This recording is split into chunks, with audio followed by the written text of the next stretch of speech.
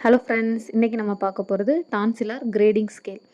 So டான்சிலில் inflammation ஆயிடுச்சு அப்படின்னா airway எவ்வளோ பிளாக்கேஜ் ஆகுது அப்படிங்கிறதுக்காக இந்த கிரேடிங் ஸ்கேல் யூஸ் பண்ணுறாங்க.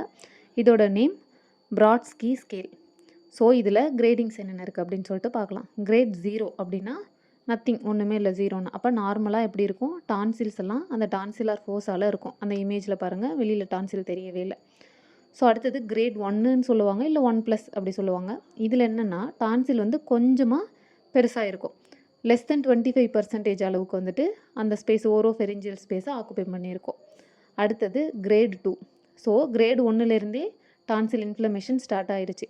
அப்போ கிரேட் 2ல் எப்படி இருக்கும் அப்படின்னு பார்த்தோம்னா 26 to 50% ஆஃப் ஏர்வே வந்து அது பிளாக்கேஜ் பண்ணியிருக்கோம்.